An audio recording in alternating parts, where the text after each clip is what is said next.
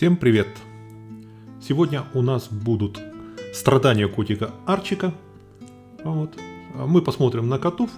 И будет воспоминание. Воспоминание, рассказ про трудное детство Ирины, которое закалило ее характер. Итак, приступаем. Хвост убери. Молодец. Вот у нас Арчик, наш главный герой. У него некоторые проблемы. Проблемы с тем, что мы с ним боремся. Ему обязательно надо уйти. Ну вот видите, Анфиса, она иногда уходит. Но она, во-первых, возвращается быстро. Во-вторых, она на виду.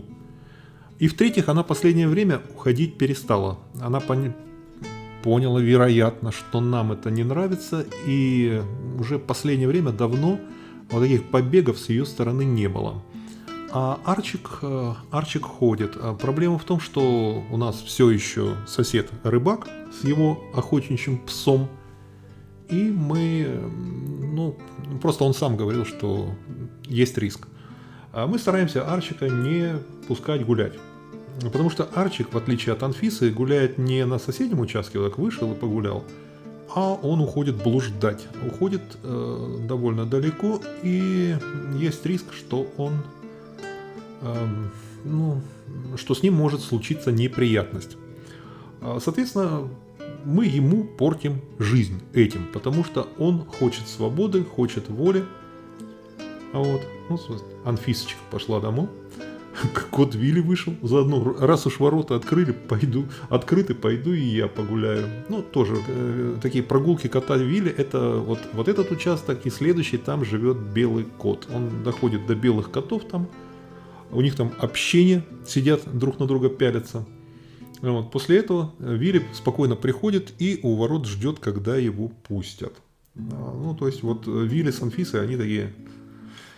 А вот у Арчика трудное детство. И мы как-то сидели с Ириной вечером, не знаю уже, как раз по поводу Арчика был разговор, и вспомнили по поводу ремня.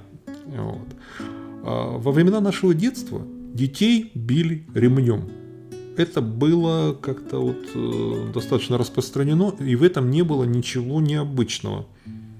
Если я по одноклассникам своим могу вспомнить, то ремня получали, добрая половина, может быть, 2/3. То есть это было нормально в те времена. Тогда еще про права детей особо известно не было. Вот смотрите, Арчик. Это у него мороженое. Мороженое итальянское, великолепное. Просто это десерт. На основе там творожный такой, мороженое. Очень интересная комбинация. Как-нибудь я вам сделаю обзор по мороженым.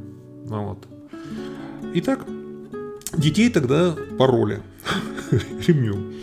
И я стал вспоминать, что меня, в общем-то, ремнем, на моем воспоминании не били, но мне ремень показывали.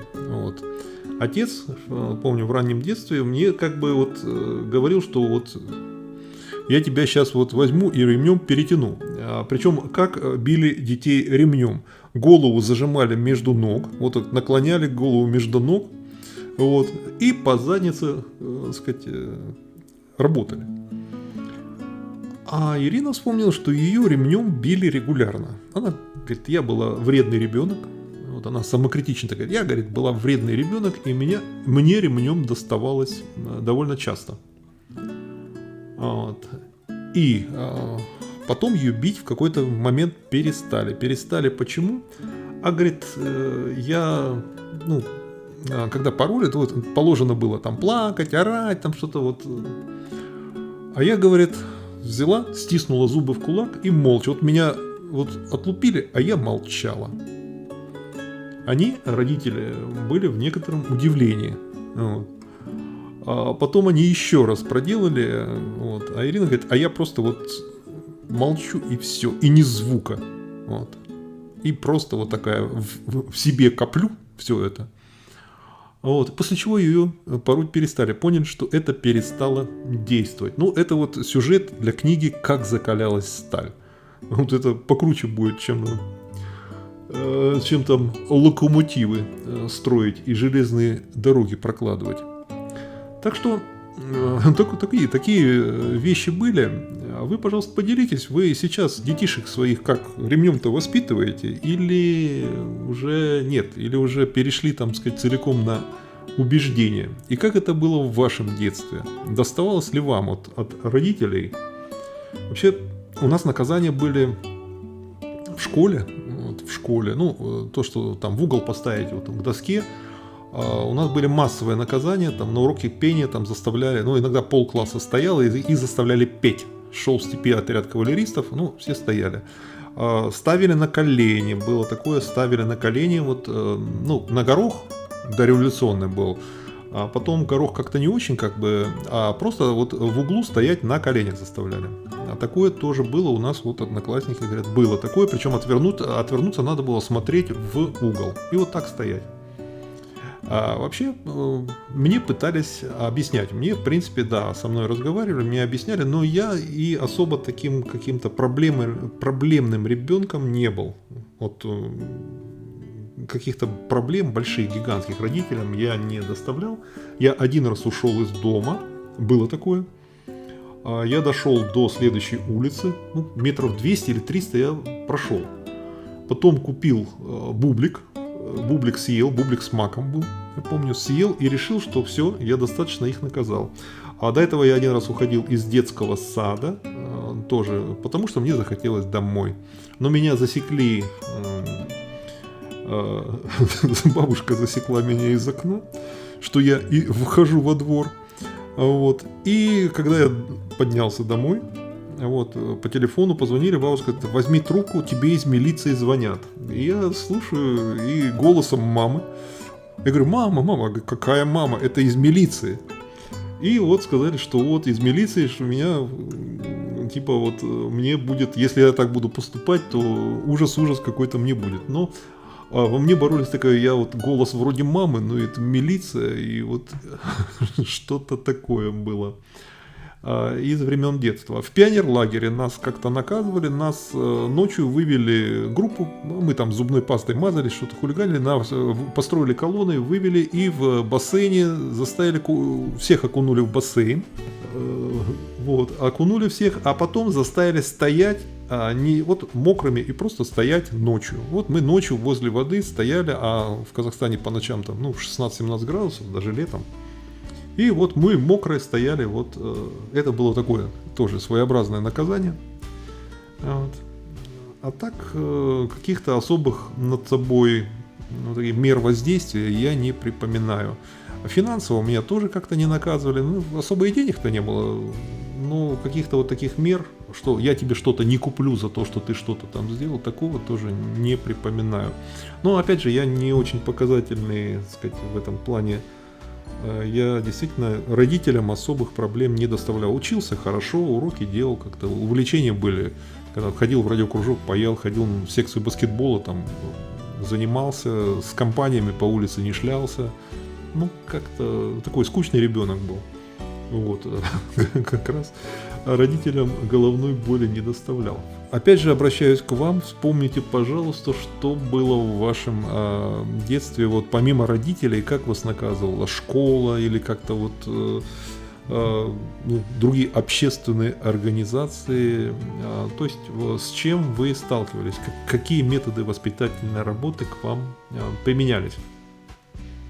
Тем временем коты, вот коробка. Одна из коробок, на которой синяя вот это в ней мы получаем как раз лебединый корм. Вот Вивара. Мы лебедей кормим специально сухой корм для водоплавающих. Его особенность то, что он довольно долго плавает на поверхности воды. То есть утки, лебеди, они водоплавающие, вот лысухи собирают пищу охотнее всего с поверхности воды. И это как раз специально для них сделано на основе зерновых вот такие гранулы, которые плавают. И вот мы заказываем такими коробками. Сейчас я заказал, вот вчера заказал один новый вид, там упаковка 15 килограмм, посмотрю, мешок заказал, посмотрю, как лебедям, уткам понравится. Если понравится, перейду на него. Вот, ну, Анфисочка, естественно, коробку. Ну, тихий час у всех. Кот Вилли в последнее время под живой изгородью прячется и там По погоде. Вот сегодня у нас 22 сентября, днем плюс 19, дают еще неделю нормальной погоды, такой теплой осени. С температурой дневной выше 20 градусов, и озеро остается около 20 градусов теплое. А потом где-то с 29 числа, ну как раз вот с начала октября, все резко становится осенью, настоящей осенью. Температура падает до 10-12 днем. И на этом все. То есть, соответственно, на следующей неделе, там в понедельник, мы будем ликвидировать все наши вот эти летние развлечения. То есть доску в гараж, там аккумуляторы на зиму, лодку вытаскивать надо, подтащить к берегу, байдарку. То есть заниматься уже полностью подготовкой к зиме. О, красавчик.